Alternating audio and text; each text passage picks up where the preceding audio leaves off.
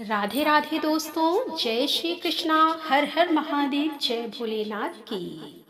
दोस्तों, सनातन धर्म में हर महीने के शुक्ल और कृष्ण पक्ष की त्रयोदशी तिथि को प्रदोष व्रत रखा जाता है। यह दिन भगवान भोलेनाथ को समर्पित होता है और मान्यता है कि प्रदोष व्रत में भगवान शिव की पूजा करने से सभी दुख दूर हो जाते हैं।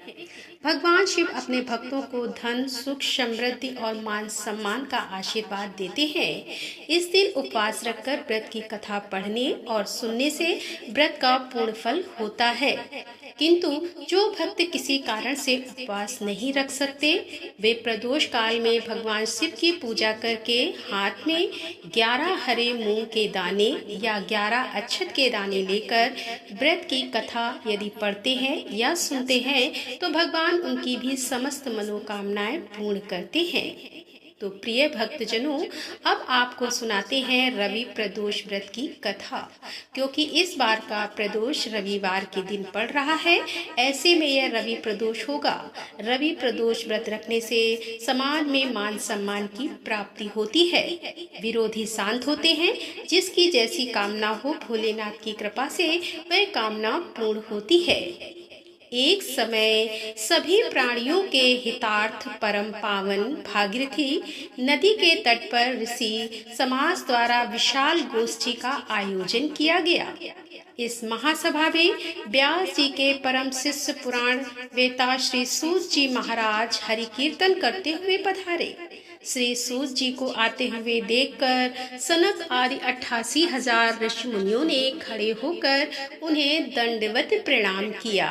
महाज्ञानी सूत जी ने भक्ति भाव से ऋषियों को हृदय से लगाया तथा उन्हें ढेरों आशीर्वाद प्रदान किया। तब विद्वान ऋषिगण और सभी शिष्य आसनों पर विराजमान हो गए और शौनक आदि ऋषि ने पूछा कि हे पूज्य, हे महामते, कृपया यह बताने का कष्ट कीजिए कि मंगलप्रद कष्ट निवारक रवि प्रदोष व्रत सबसे पहले किसने किया और उसे क्या फल प्राप्त हुआ। तब श्री सूत जी महाराज इस प्रकार कहने लगे कि आप सभी शिव के परम भक्त हैं। आपकी भक्ति को देखकर मैं व्रती मनुष्यों की कथा कहता हूँ, इसे ध्यान पूर्वक सुनो।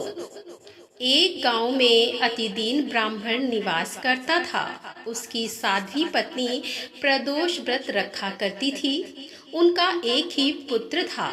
एक समय की बात है कि उनका वह पुत्र गंगा स्नान करने के लिए चला गया। दुर्भाग्यवश मार्ग में चोरों ने उसे घेर लिया और उसे पकड़कर कहने लगे कि हम तुम्हें मारेंगे नहीं, बस तुम अपने पिता के गुप्त धन के बारे में हमें बतला दो।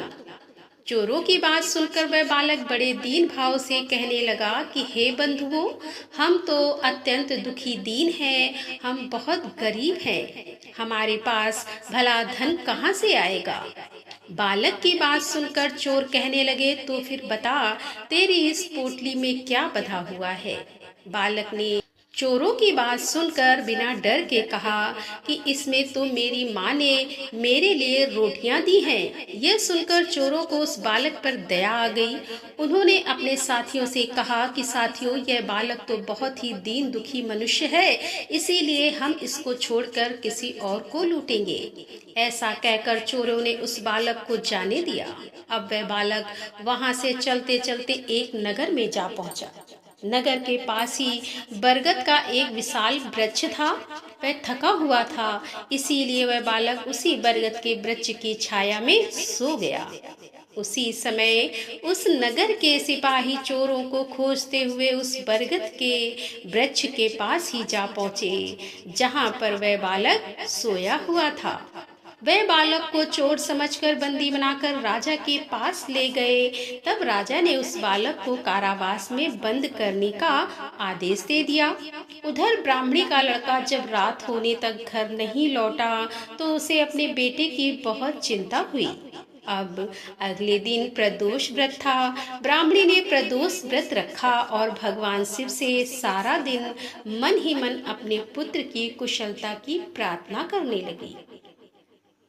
भगवान शंकर ने उस ब्राह्मणी की प्रार्थना स्वीकार कर ली और फिर उसी रात भगवान शंकर ने उस राजा को स्वप्न में आदेश दिया कि वह बालक चोर नहीं है, वह निर्दोष है, उसने कोई चोरी नहीं की है, इसीलिए उसे प्रातःकाल छोड़ दिया जाए, नहीं तो वे उसका सारा राज्य वैभव नष्ट कर देंगे। प्रातःकाल राजा ने शिव जी की आज्ञा के अनुसार उस बालक को कारावास से मुक्त कर दिया। बालक ने तब अपनी सारी कहानी राजा को कह सुनाई। बालक के मुंह से सारा वृतांत सुनकर राजा ने अपने सिपाहियों को उस बालक के घर भेजा। राज दरबार में उसके माता पिता बुलवाए गए, लेकिन वे बहुत भयभीत हो गए थे। उन्हें लग रहा था कि शायद राजा उन्हें दंड देने वाले हैं। राजा ने उन दोनों को भयभीत देखकर कहा कि आप डरिए मत, आपका बालक तो निर्दोष है। तब राजा ने ब्राह्मण को 5 गांव दान में दे दिए, जिससे कि वे सुख पूर्वक अपना जीवन बिता सके। इस प्रकार भगवान शिव की कृपा से और प्रदोष व्रत के प्रभाव से वह ब्राह्मण परिवार अब आनंद से रहने लगा। इस प्रकार रवि प्रदोष व्रत के दिन जो भी मनुष्य भगवान शिव की पूजा प्रदोष काल में करके इस व्रत की कथा को पढ़ता है या दूसरों को सुनाता है, तो भोलेनाथ उन पर सदा अपना आशीर्वाद बनाए रखते हैं और भोलेनाथ की कृपा से ऐसी भक्त सदा सुखी और निरोगी होकर अपना जीवन बिताते हैं। तो यह थी रवि प्रदोष व्रत की कथा।